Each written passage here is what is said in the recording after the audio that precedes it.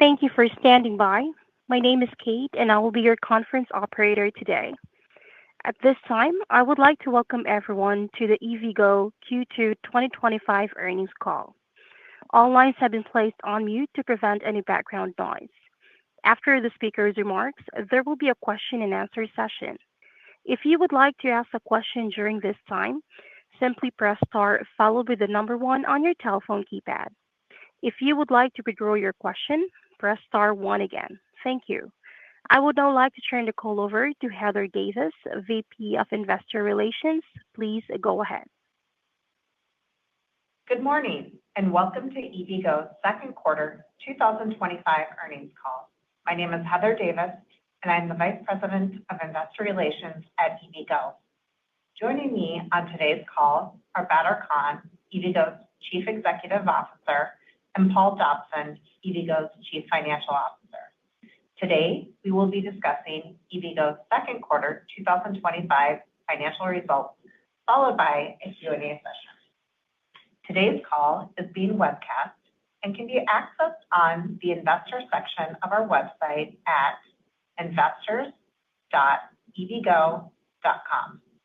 The call will be archived and available there, along with the company's earnings release and investor presentation after the conclusion of this call. During the call, management will be making forward-looking statements that are subject to risks and uncertainties, including expectations about future performance. Factors that could cause actual results to differ materially from our expectations are detailed in our SEC filings, including in the risk factors section of our most recent annual report on Form 10-K and quarterly reports on Form 10-Q. The company's SEC filings are available on the investor section of our website. These forward-looking statements apply as of today, and we undertake no obligation to update these statements after the call. Also, please note that we will be referring to certain non-GAAP financial measures on this call. Information about these non-GAAP measures, including a reconciliation to the corresponding GAAP measures, can be found in the earnings materials available on the investor section of our website. With that, I'll turn the call over to Badar Khan, EVgo's CEO. Thank you, Heather. EVgo had yet another excellent quarter with strong operational performance and achievement of important strategic milestones. We had particularly strong revenue this quarter, up 47% versus the same quarter last year. Adjusted EBITDA was more than $6 million better than last year, bringing us closer to our goal of break-even adjusted EBITDA for the full year. We had 4,350 stalls in operation and ended the quarter with $183 million in cash, cash equivalents, and restricted cash, which is $12 million higher than the prior quarter. And most importantly, does not include $65 million in gross proceeds from the first drawdown from our commercial bank facility and expected 30C sale proceeds in August. On July 23rd, we closed on the largest and first of its kind commercial bank financing for charging infrastructure in the U.S. for $225 million, with the ability to expand to $300 million, and have already received a $48 million first drawdown. This is a major strategic milestone for the company, enabling us to accelerate our expansion and diversifying our funding sources with low-cost, non-dilutive capital. As you will see, we expect to be able to increase our ending 2029 public stall guidance by approximately 3,500 more stalls than we had previously estimated to roughly 14,000 stalls. Strategically, EVgo is now very well positioned competitively as one of the best capitalized players in the sector. As always, we are focused on being disciplined in allocating capital, leveraging debt funding sources, and the growth of our balance sheet. At this time, we do not have a request in front of the DOE LPO for our next advance. One of the many attractive features of the DOE loan is that there is no time limit where we need to request advances for specific tranches of eligible costs we incur, other than the overall 5-year availability period. And finally, we've passed enough milestones this year to be able to forecast a reduction in net CapEx per stall for 2025 vintage stalls by 28% versus our initial expectations. A reduction in net CapEx per stall of this magnitude results in significantly higher returns. The outlook for EVgo as an owner-operator of DC fast charging remains very bright, with demand growth outstripping supply growth. The latest independent forecasts project that the increase in electric vehicles in operation is outpacing the more modest increase in the number of DCFC stalls in the U.S. These latest forecasts take into account all of the federal administration's policies in electric vehicles, which results in EVVIO over 4 times higher than today by 2030. As we're seeing from GM, Ford, and many others, major automakers continue to prioritize a growing lineup of affordable electric vehicles that appeal to all customer segments. Forecasts of the growth in DCFC stalls are not as robust, but anecdotally, we see a slowdown taking place among both the large number of smaller companies who are likely going to struggle to attract capital in this environment, and also the small number of larger companies whose parents may be allocating capital to other priorities. The DCFC forecast shown here represents the industry continuing to grow at the same pace it did over the last 12 months. As a result, we expect that the recent trend of more electric vehicles per fast charger is likely to continue, resulting in a promising macro environment for EVgo in this coming 5-year period, which we expect will continue to drive up both EVgo market share and throughput per stall. This macro environment continues to be supplemented by multiple additional tailwinds that continue to show positive trends, like the electrification of rideshare, autonomous electric vehicles, and more affordable vehicles in both the new and used electric vehicle markets, attracting more customers without at-home charging and thus reliant on public fast charging. In June, Uber disclosed that the number of their EV drivers globally was up more than 60% versus the year prior. And in the US, only just over a third had a dedicated home charger. We are very pleased to have closed the commercial bank facility provided by a syndicate of global project finance banks led by SMBC and includes Royal Bank of Canada, ING, Bank of Montreal, and Investec. With an initial 325 basis point spread, this loan demonstrates the creditworthiness of our business that these commercial banks see and the confidence the banks have in the resilience of the cash flows generated by the ultra-fast charging infrastructure EVgo is building across the United States to give customers more choices to charge their electric vehicles. This facility is complementary and incremental to our $1.25 billion DOE loan with a similar structure with standard project finance terms. It offers tremendous flexibility and can be used to finance the build-out of more EVgo-owned stall types, including dedicated hubs for autonomous vehicle partners. We received a $48 million advance on July 24th, and we have the ability to draw down on the facility monthly. We have the ability to go faster and build a higher number of stalls or go slower with lower deployment targets. All new EVgo-owned stalls can now be levered going forward. Additionally, this bank facility represents an important milestone in establishing long-term relationships with commercial lenders. We believe the opening of the commercial bank project financing market as a source of capital for public fast charging infrastructure reflects the maturity of the company, the profitability of the EVgo network, and confidence in management. With the financing we now have in place, together with our targeted CapEx per stall and reinvesting excess operational cash flow over the next 5 years, we now expect to be able to more than quintuple our annual stall build schedule from 825 stalls in 2025 to up to 5,000 by 2029. That rate of growth in 2029 is more than double our earlier estimates. This accelerated pace meaningfully differentiates EVgo amongst U.S. fast charging companies and results in a level of scale that will become harder for others to replicate over time and deepens the competitive moat around our business. The second strategic development this quarter is that we're now forecasting a 28% reduction in 2025 vintage net CapEx per stall from our original estimate. This is an exciting milestone. Even including the impact of global tariffs, we are still expecting an 8% improvement in vintage gross CapEx per stall versus what we initially expected for 2025.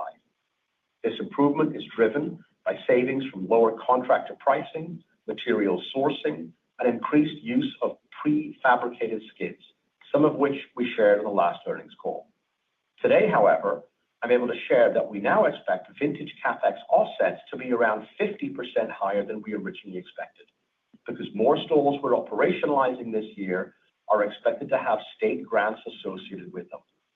Unlike many other charging companies, we have a large enough project pipeline where we can now move the timing of operationalizing assets from one quarter to another and from one year to another. That flexibility allows us to capture more state grants wherever those opportunities may arise. As a reminder, capital offsets come from three sources: state and utility incentives, OEM infrastructure payments, and federal incentives like 30C. Our forecasted performance this year is a reminder that regardless of recent changes to federal incentives, state grants and incentives are alive and well. 30C will remain in effect for assets placed in service until the end of June 2026, 9 months longer than many other incentives created by the IRA. As a result, we expect net vintage CapEx per stall to be significantly lower this year, materially enhancing our return on capital, especially considering the top 15% of our stalls are already generating $50,000 in cash flow per stall per year against a net one-time average CapEx of $74,000. Two consequences of shifting our project portfolio to capture state grants is that a certain number of stalls that were due to be operationalized in Q3 will now shift to Q4. And secondly, stalls with state grants tend to be a little less productive in terms of throughput per stall in the first year or two than other stalls without state grants. However, the lower CapEx more than makes up for it when we look at project returns. Our long-term expectation is to continue lowering gross CapEx per stall as a result of our next-generation charging architecture that remains on track for the end of next year. That said, we conservatively do not assume capital offsets are as high as the last 2 years, which still results in very favorable project returns, especially given the higher annual cash flow per stall levels we expect to reach by 2029. Let's now briefly turn to progress on our 4 key priorities: improving the customer experience, operating in CapEx efficiencies, capturing and retaining high-value customers, and securing additional complementary non-dilutive financing to accelerate growth. Improving customer experience remains our number 1 priority, and our strong momentum from last year continues. This quarter, we experienced lower uptime on certain equipment types due to faulty firmware updates that were largely rectified in July, and we decided to take that opportunity to tackle some legacy hardware issues across multiple charger types that resulted in higher associated maintenance costs. These efforts are fully aligned with our goal to continually improve the customer experience, and we are already seeing these efforts pay off with much higher throughput per stall in July. Building larger public sites with 6 to 8 stalls is now our standard configuration. At the end of the second quarter, 24% of our sites had 6 stalls or more. We continue to deploy high-power chargers. The number of stalls served by a 350 kilowatt charger is now 57%, up from 41% a year ago and 25% 2 years ago. AutoCharge Plus, our seamless plug-and-charge capability, continued to gain traction, accounting for 28% of sessions initiated. Finally, our customer success metric, or one and done, increased 1 percentage point this quarter versus last year, with 95% of sessions resulting in a successful charge on the first try. As we detailed in our first quarter earnings call in May, we expect that the impact of increased tariffs on our CapEx will be more than offset with capital efficiencies we've identified and implemented, and there is near zero impact on our operating costs from tariffs.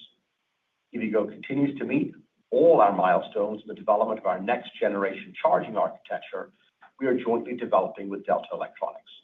We are on track to have our prototype and initial deployment in the back half of 2026. We remain focused on improving the profitability of the overall business while investing in the future growth of the company. We expect continued improvement in G&A as a percent of revenue throughout 2025. Over half of our throughput in Q2 came from frequent use sources: rideshare, OEM charging credit programs, and EVgo subscription plans.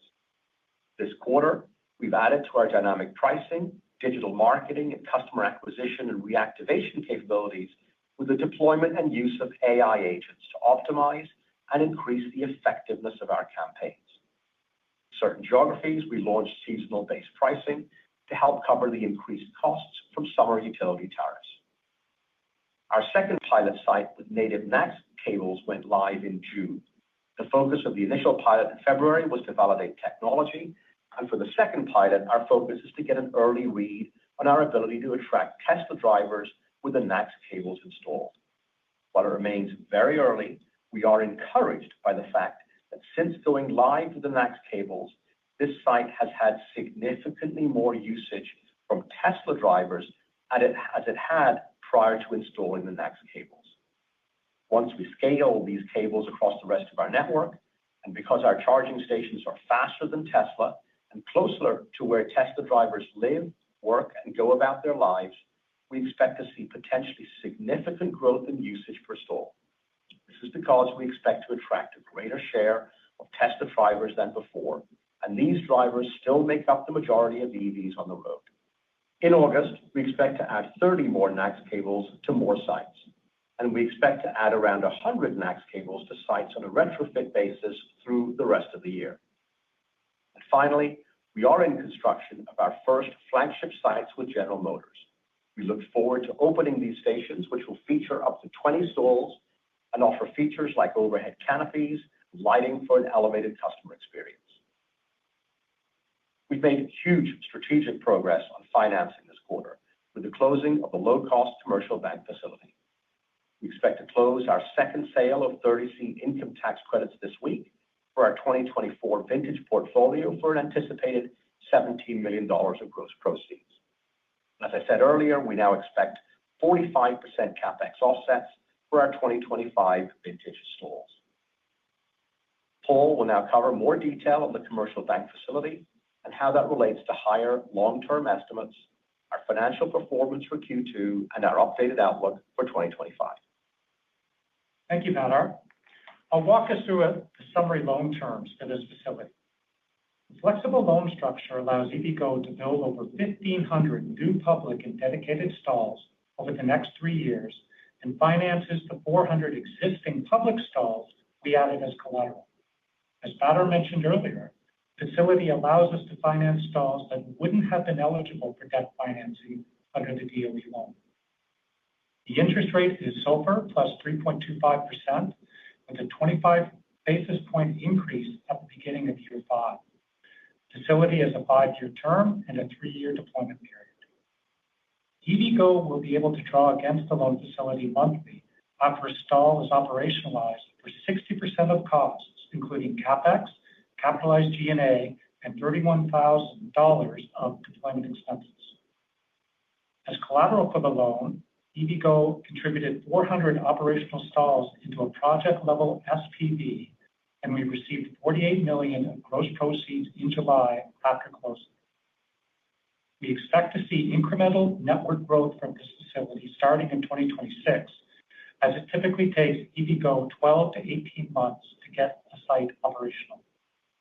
In terms of expected stalls in operation, we are now including estimates of growth net of removals, averaging roughly 130 per year through our EVgo Renew program over this entire period, where we are removing legacy equipment from the network.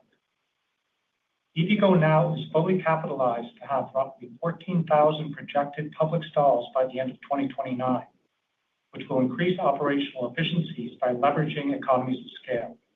This is approximately 3,500 stalls more than our previous estimate. As described in our fourth quarter 2024 earnings call in March, our unit economics continue to grow and we expect to realize the operating leverage in our model through increased throughput per stall per day, leveraging fixed costs and stall-dependent costs such as rent, and a reduction in maintenance costs through our next-generation charging architecture. EVgo anticipates that in 2029, our stalls will generate $90,000 to $104,000 per year in revenue, charging network gross margin per stall in the range of 50% to 52%, and annual cash flow per stall in the $38,000 to $47,000 range. Adjusted EBITDA generation is also particularly strong. Because these per stall cash flows include all costs other than fixed costs, which will be covered by this year, these stall-based cash flows fall straight to the bottom line. So by 2029, the additional roughly 5,000 stalls that we plan to build that year will generate approximately $200 million incremental adjusted EBITDA annually. As we have discussed before, this represents a very compelling annual return on a one-time net CapEx per stall of $95,000. Applying this high and low-end annual cash flow per stall from our unit economics to the anticipated stalls in operation at the end of 2029, you have a very compelling business with $1.2 to $1.5 billion in annual revenue from the owned and operated charging business, generating $380 million to $570 million in annual adjusted EBITDA at 32% to 38% margins. We are assuming our total adjusted G&A increases up to 2 times in real dollar terms as we add to our growth G&A to build out the network, which again demonstrates the operating leverage in this business as the network is growing 4 times. With the full utilization of the current loans, we expect to exit 2029 with a low net debt to adjusted EBITDA ratio of under 2.5 times, which provides us with additional debt capacity to finance growth well into the future. Since infrastructure companies with predictable adjusted EBITDA generation and margins typically have higher leverage ratios of 5 to 6 times, our expected ratio of less than 2.5 would provide us with significant incremental leverage capacity. Now turning to more detail on our second quarter results. Over the past 3 years, we have grown our operational stall base by 2.6 times, while our revenues have grown 14 times. Increasing our scale and maintaining our focus on costs allows us to deliver improving bottom line performance. Our public network throughput per stall has grown 2.5 times in the last 2 years, significantly outpacing our public charging network stall growth of 1.4 times. Throughput per public stall was 281 kilowatt hours per stall per day in Q2, compared to 230 a year ago, a 22% increase and up 6% sequentially. After a recent firmware update and incremental investment in Q2 maintenance, July average daily throughput approached 300 kilowatt hours per stall per day. In the second quarter, total public network utilization increased to 22%, up from 20% a year ago. Total throughput on the public network during the second quarter was 88 gigawatt hours, a 35% increase compared to last year. Revenue for Q2 was $98 million, which represents 47% year-over-year increase with growth in nearly all revenue categories. Total charging network revenues were $51.8 million, exhibiting a 46% year-over-year increase. Extend revenues were $37.4 million, delivering growth of 35%. We delivered more charging equipment to PFJ in the second quarter than anticipated as they accelerated their purchasing. Ancillary revenues of $8.8 million were up 157% versus last year, driven primarily by growth of the hubs business for autonomous vehicle companies. Charging network gross margin in the second quarter was 37.2%, up 210 basis points from the prior year. Adjusted gross profit of $28.4 million in the second quarter of 2025 is up from $17.7 million in the second quarter of 2024. Adjusted gross margin was 28.9% in Q2, an increase of 240 basis points compared to last year.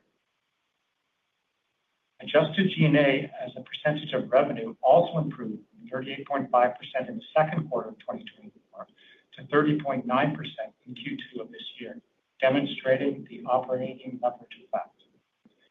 Adjusted EBITDA was negative $1.9 million in the second quarter of 2025, a $6 million improvement versus the second quarter of 2024. Now turning to our 2025 guidance. EVgo anticipates we'll add 800 to 850 new public and dedicated stalls in 2025, with over half the stalls going operational in the fourth quarter. Total fiscal net CapEx has been reduced to $140 million to $160 million, reflecting the capital efficiencies we are realizing this year and faster expected development timelines, resulting in less capital spend in 2025 for 2026 vintage stalls. In addition, we forecast to add new eXtend stalls of 475 to 525 this year. Revenue for the full year is expected to be $350 to $380 million, an increase of $5 million at the midpoint compared to our prior guidance. Charging network revenue are estimated to be roughly 60% of total revenues in 2025. We're expecting sequential improvement in the third and fourth quarters for charging network revenues. We expect the 2025 charging network margin profile to be like 2024. Our third quarter charging network margin will decrease seasonally due to higher summer electricity rates and resume its upward trajectory in Q4.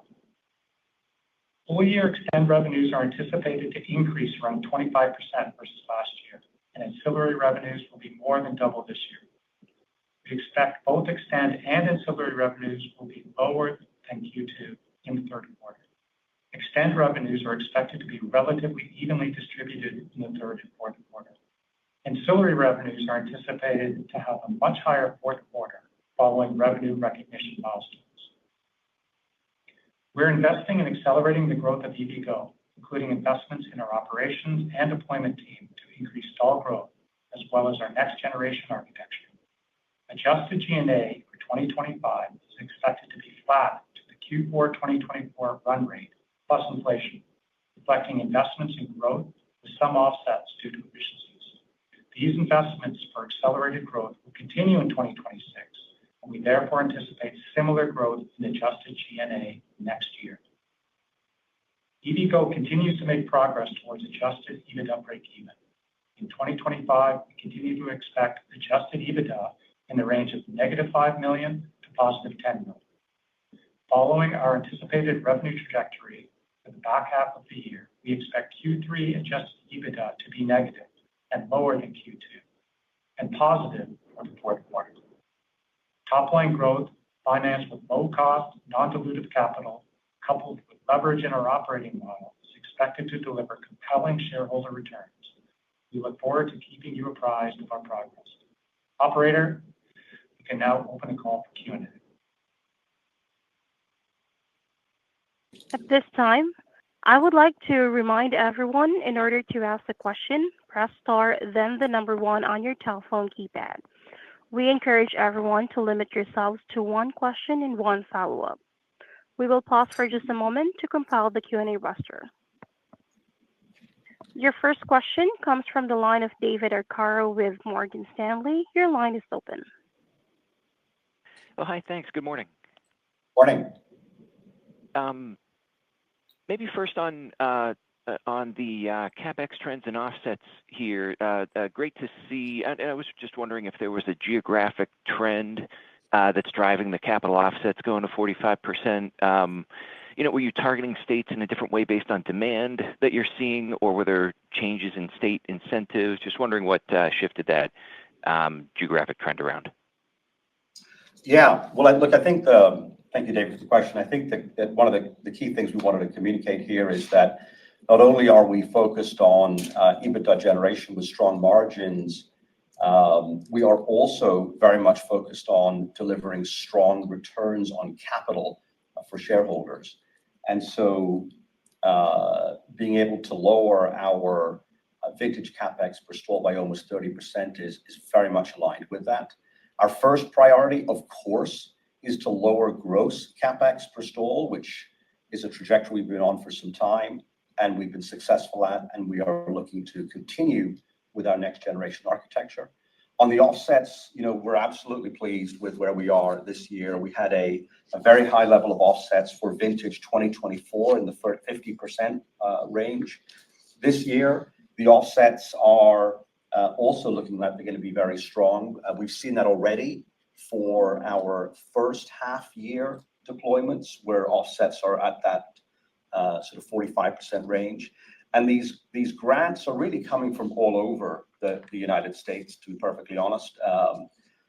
For the first half of the year, we have a lot of grants and incentives from California, but the rest are coming from states like Florida, Ohio, Pennsylvania, Washington. And so it's really all over the United States. I think a key point here, of course, is that regardless of what happens with federal incentives, state grants and utility incentives remain alive and well. Excellent. Yeah, thanks for that color. Good to see. And I was just wondering, any updates on the DOE loan in terms of availability, any recent conversations you've had around drawdowns that you would highlight? I know you're not currently looking for one, but curious just any background color there. Yeah, I mean, the project is performing very strongly, and that's the nature of the dialogue that we have with the DOE. It represents excellent credit quality, which hopefully you can see from our earnings today. We are not dependent on the IRA or 30C remaining in place, and so our dialogue with the DOE LPO staff remains, a very productive conversation. I think the big strategic news this quarter is that we are no longer reliant on just one source of financing. The proceeds, as we just laid out today, from the commercial bank loan and the gross proceeds from 30C are 3 times what a quarterly advance would have been if we from the DOE this quarter. And so we're very focused on not just being disciplined in our allocation of capital, but also disciplined in the growth of our balance sheet. And I think the good news, or one of the many sources of good news, is that there's really no time limit on when we request advances for eligible CapEx with the DOE loan, other than the 5-year availability period. And so we can incur the CapEx now, and if we want to drop it into the DOE loans, at some point within the next 5 years, we can, or with the commercial bank facility. Of course, the commercial bank facility also allows us to fund stores that are not eligible for the DOE loan, which I think is also very attractive. It allows all of our stores at this point to be levered going forward. Yeah, absolutely. Okay, great. Well, thank you so much. Your next question comes from the line of Chris Dendrinos with RBC Capital Markets. Your line is open. Yeah, good morning. Thank you. I wanted to ask a little bit on the utilization rate this quarter, and I think you mentioned that there was a firmware update that went through it, and then in July you all had maybe a significant increase in the utilization rate as that got rectified. Can you maybe just provide a bit more detail about that? Maybe how long the issue was lasting, and sort of what you're seeing now coming out of that. Thanks. Thanks, Chris. Yeah, we did have a faulty firmware update at the beginning of the quarter in Q2, which is largely addressed at this point.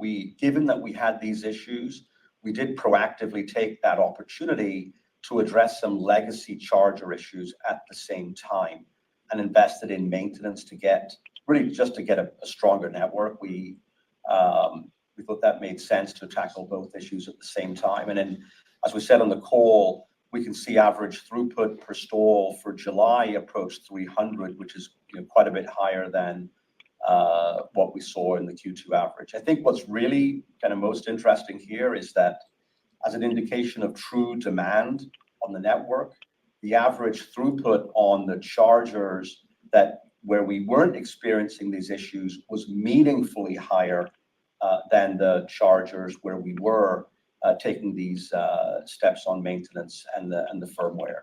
And I think that actually also really validates the decision and the path that we're on with our next generation architecture, where, as I've said before, I don't believe that really anybody else in our sector, or very many others in our sector, is able to do, where we own the firmware and the development of critical components, like the dispenser.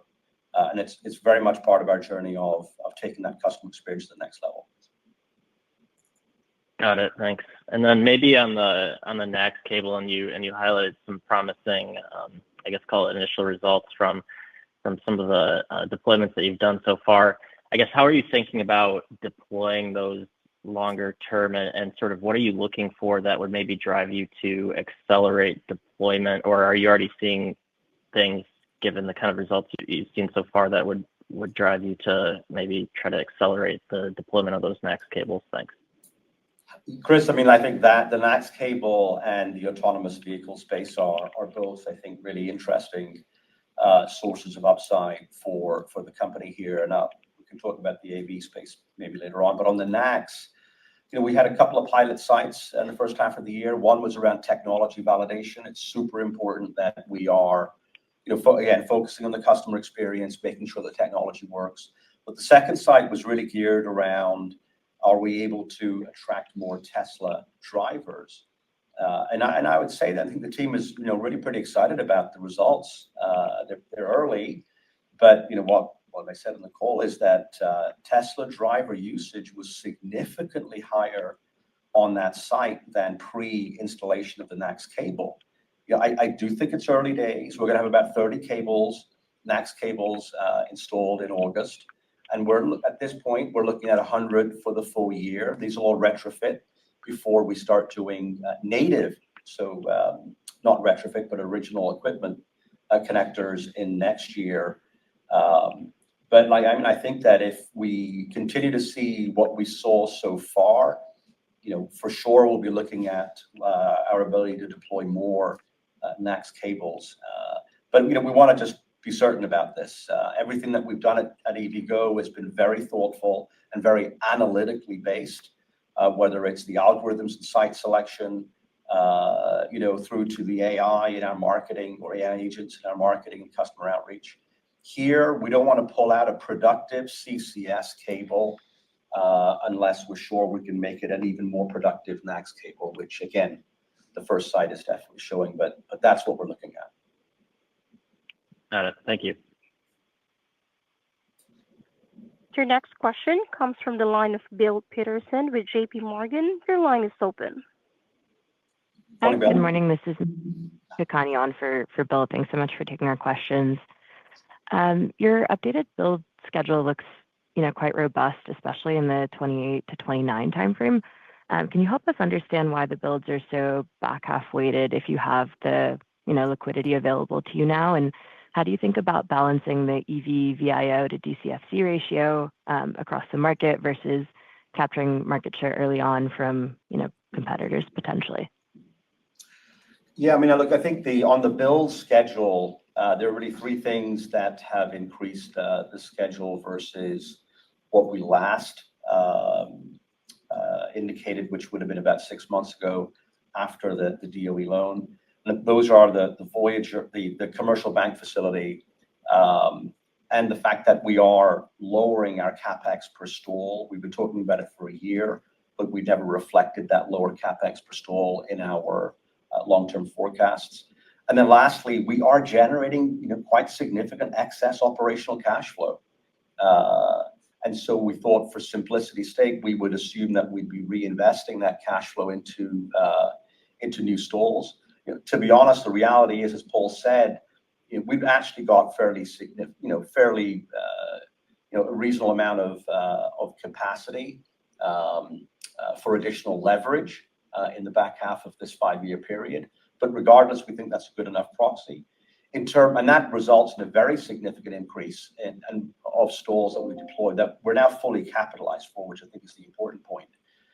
In terms of whether we could go faster in the very near term, the next year or two, we've been talking about a 12 to 18 month timeline that it takes from start to finish to deploy stalls. And that's still, I think, in place. I think in the medium term, though, we are looking at ways where we can reduce that overall elapsed time. We know, and the market knows, that it is possible to deploy at a much higher rate. We've seen certainly one competitor deploy at a significantly higher rate. And of course, we've got a lot of folks in our team from Tesla today. And so, I expect that over the course of the next year or so, you may hear me provide updates on what we're doing to be able to reduce that elapsed time and effectively go bigger and faster. Appreciate that color. Thank you. Maybe to follow up on an earlier question about utilization, should we expect to see any kind of seasonality from here on out? And do you maybe expect to see increased usage by Tesla users with the NACS integration driving higher utilization over time? Also totally recognize that also we've seen third-party reports that utilization kind of fell in the second quarter across the U.S. public network. So if there's anything else to call out there, that'd be great. Well, for sure on the NACS cable, I mean, that's been the hypothesis that we've talked about. And so to the earlier question, we are quite excited about that. It's early days and we don't want to get carried away. But I think it's really important just to bring out something that we've also been talking about, which is that we saw pretty healthy growth in throughput per stall sequentially. And that was because of rising charge rates. The higher the charge rate, the less the utilization we need for the same kilowatt hours dispensed. Our long-term forecast is actually only 23 to 26% utilization, but with an 80 kilowatt charge rate. And that actually translates to about a usage per stall, kilowatt hours per stall, that's about 60% greater than today. If we look back over the last 3 years, our charge rates have actually grown about 20 kilowatts in the last 3 years. And that's when we had slower chargers. 3 years ago, only 12% of our chargers were 350 kilowatt. Today, it's about 57%. 3 years ago, the charge rates in the cars were slower. So, 20 kilowatts in 3 years going backwards, our long-term unit economics, as you can see in the chart, suggests a growth of just around 30 kilowatts in 4.5 years, but with faster machines and faster charging cars. And so this is a tailwind that we've been talking about, and I think we're really seeing that come through. And so, it's really not just about utilization. It's really also about utilization and charge rate that's driving the throughput per stall up, and we're really pleased to see that. And to your question about seasonality, yes, we do have seasonality in charge rates typically. We've seasonality in different parts of our business, but on charge rates, they tend to be a little lower in the winter months, tend to be a little higher in the summer months. But the growth that we've seen in the last 3 years,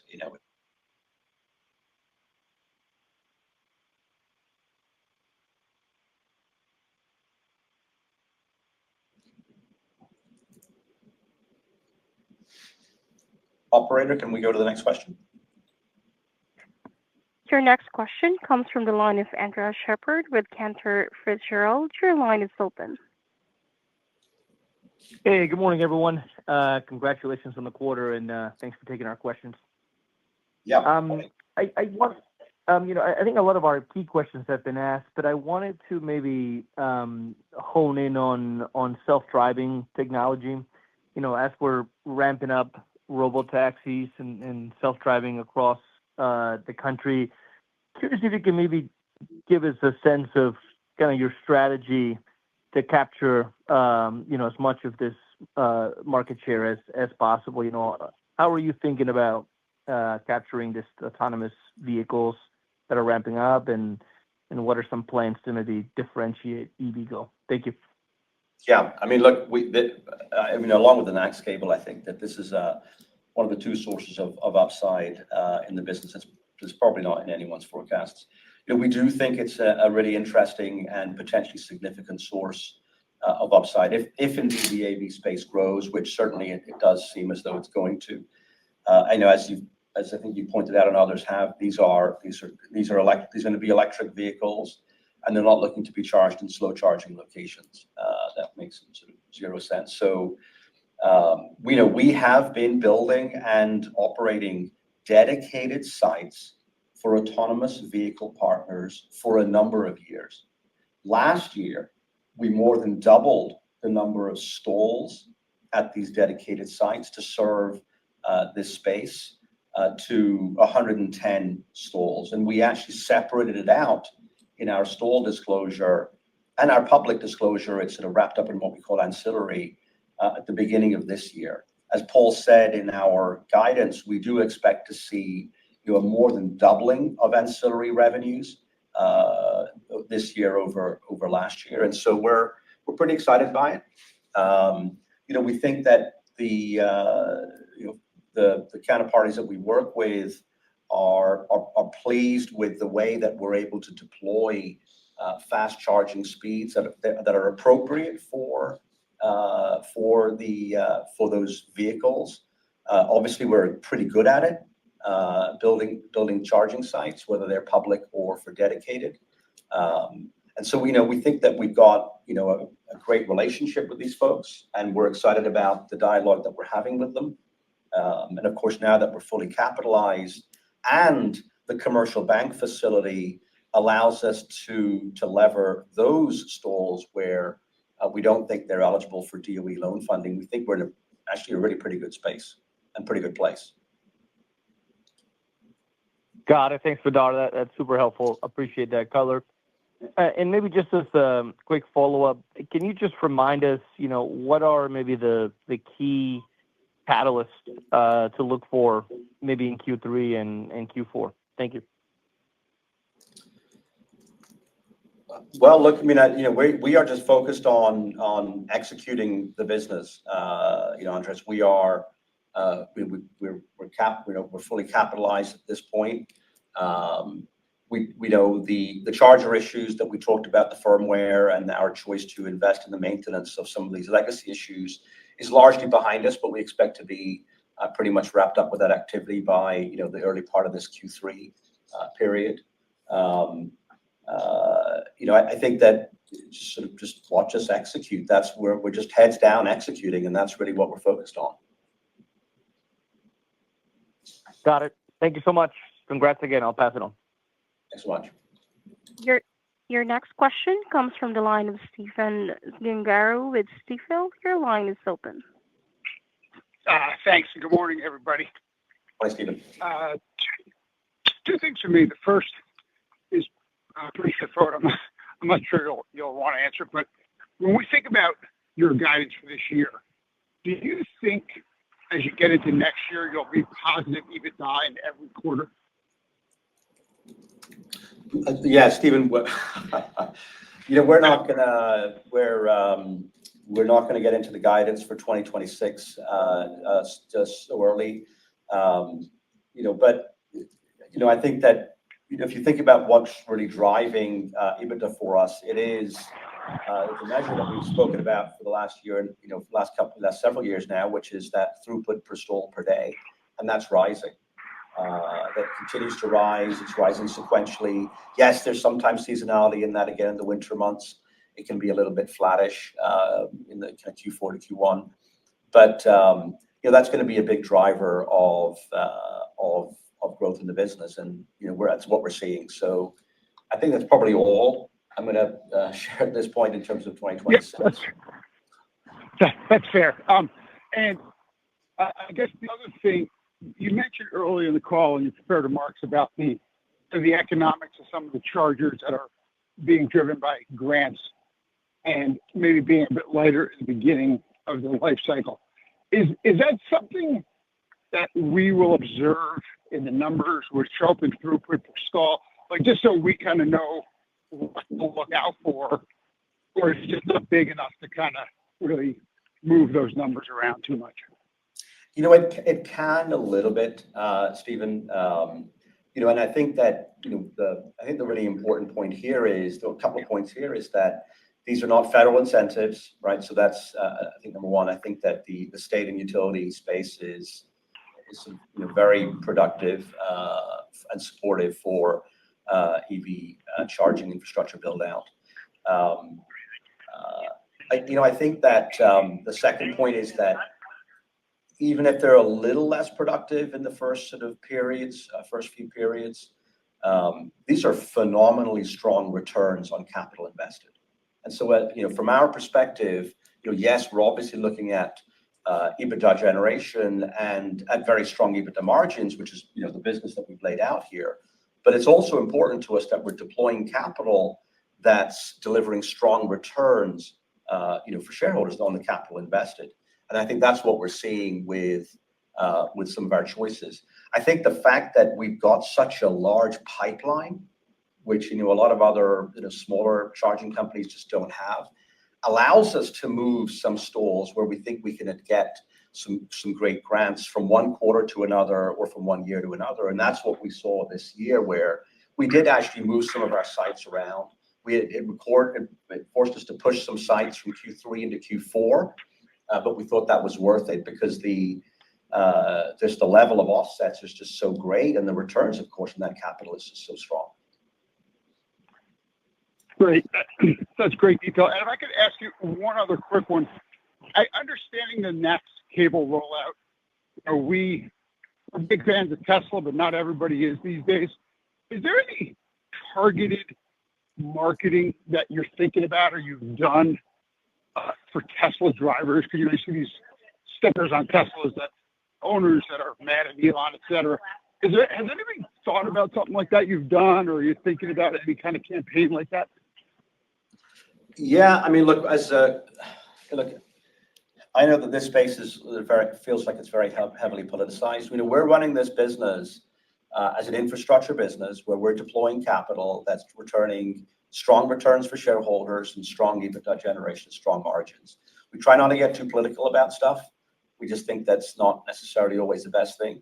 However, we're very analytical. So where we're putting these NACS cables over the course of this year are in locations where we know there are Tesla drivers, where those Tesla drivers we expect will come over to our stations because there isn't a Tesla supercharger nearby. And as I said on the call today, we're just taking our capabilities to the next level. We've got these AI agents now that are creating messages, and they are figuring out, which customers to send which message to at what time. And I think that that's sort of broadly what we're doing to get to the right level of interest at our stations at the right time. And I think that for the NACS cables where we're attracting Tesla drivers with frankly charging stations that are faster.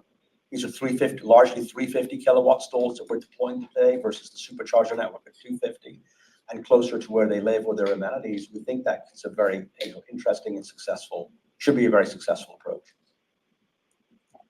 Thanks. As always, great detail. I appreciate it. Your next question comes from the line of Craig Irwin with Roth Capital Partners. Your line is open. Good morning, and thanks for taking my questions. Paul, in your prepared remarks, you mentioned the ancillary revenue progression over the next couple of quarters, the fact that we should have a pretty strong fourth quarter. Can you maybe give us a little bit of color as far as the strengths that we had in the second quarter and how that's likely to materialize relative to your execution over the last couple of months? And anything else you could share to help us understand the way this is rolling out? Sure. Yeah. So we did have strong non-charging revenue overall in the quarter, both ancillary and the extend business. So with the extend business, I'll just talk about that one for a quick second. So what we saw was higher level of equipment sales with extend as our partners sought to bring forward equipment purchases. And then with the ancillary revenue, a large part of that growth is due to our hubs business. So when we set our guidance for the year, the hubs business is a relatively new business. We're still learning, what the economics could be and negotiating contracts. And so now we've got better line of sight overall into what our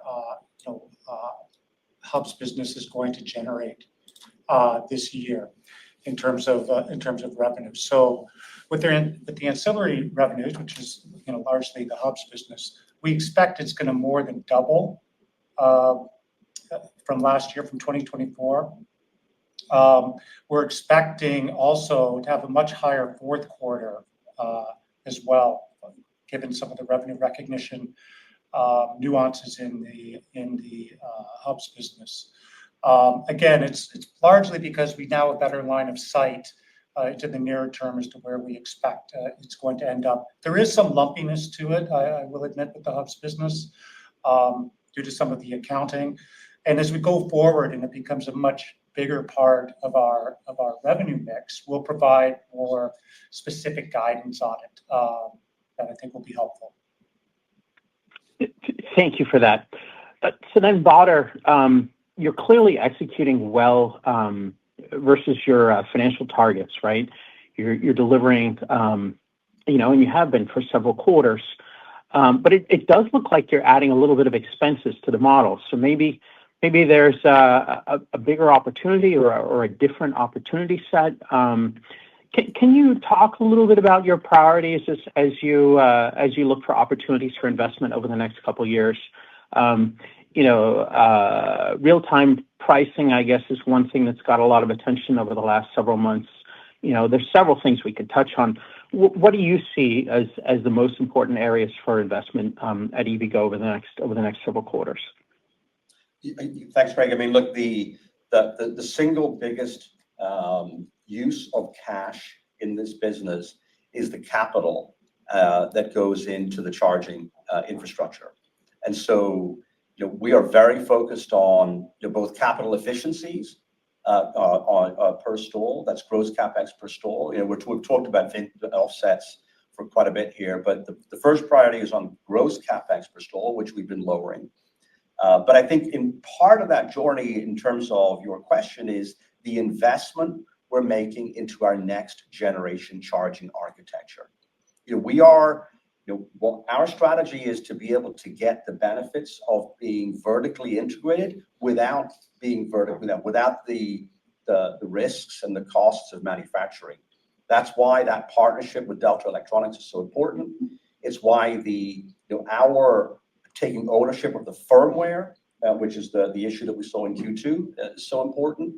And it takes that customer experience to the next level. That is what we're investing in, and we see that investment show up in OpEx. But ultimately, the goal there is to lower our gross CapEx per stall in line with the slide that we showed earlier, for the second half of 2026. But you're right, we're also investing in marketing, in customer marketing, customer approach, the databases, these AI agents.